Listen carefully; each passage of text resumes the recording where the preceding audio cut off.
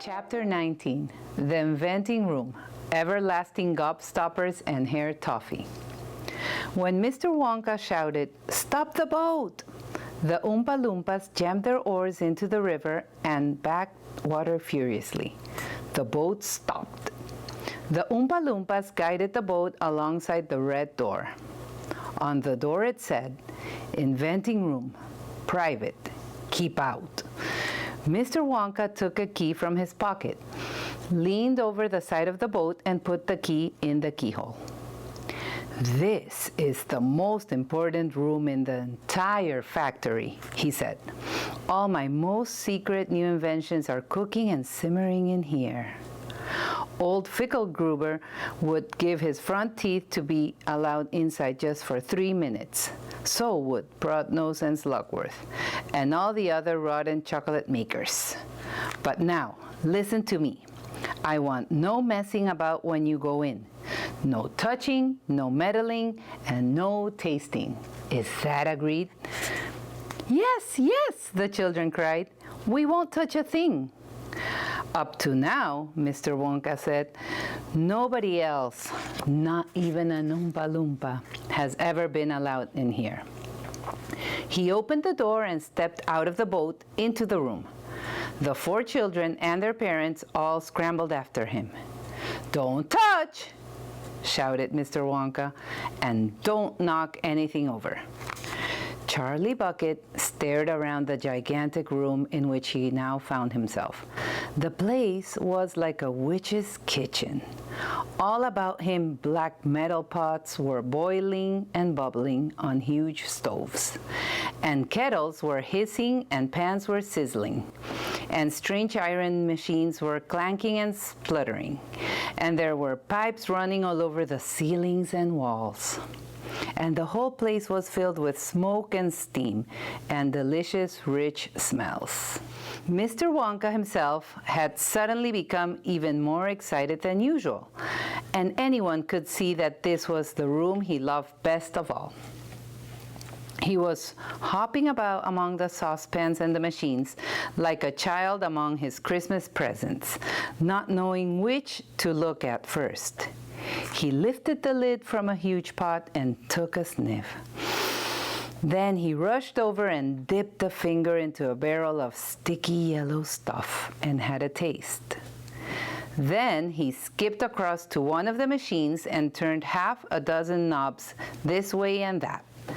Then he peered anxiously through the glass door of a gigantic oven, rubbing his hands and cackling with delight at what he saw inside. Then he ran over to another machine, a small shiny affair that kept going plut, plut, plut, plut, and every time it went plut, a large green marble dropped out of it into a basket on the floor. At least it looked like a marble. "Everlasting Gobstoppers," cried Mr. Wonka proudly. "Wow, they're completely new. I'm inventing them for children who are giving very little pocket money. You can put an everlasting gobstopper in your mouth, and you can suck it and suck it and suck it and suck it and suck it, and it will never get any smaller." "It's like gum!" cried Violet. "It is not like gum," Mr. Wonka said.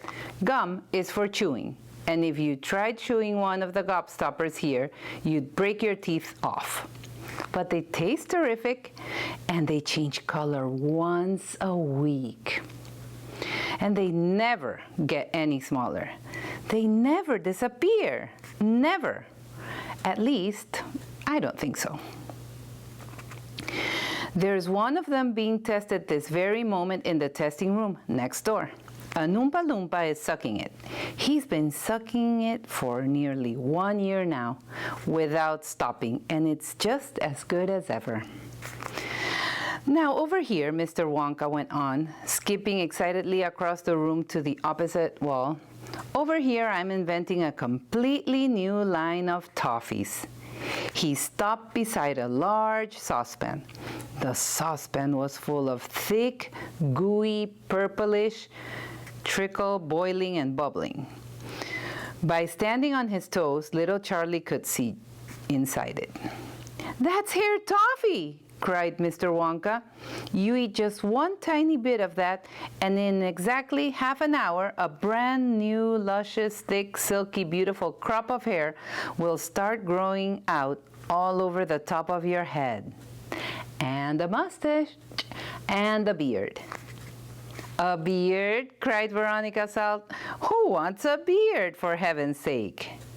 "It would suit you very well," said Mr. Wonka. "But unfortunately, the mixture is not quite right yet. I've got it too strong. It works too well. I tried it on an Oompa Loompa yesterday in the testing room, and immediately a huge beard started shooting out of his chin, and the beard grew so fast that it was trailing all over the floor in a thick, hairy carpet. It was growing faster than we could cut it. In the end, we had to use a lawnmower to keep it check. But I'll get the mixture right soon. And when I do, then there'll be no excuse anymore for little boys and girls going about with bald heads."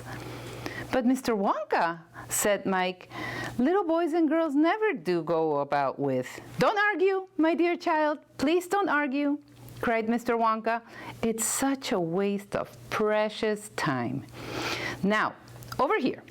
If you will all step this way, I will show you something that I'm terrifically proud of. Oh, do be careful. Don't knock anything over. Stand back."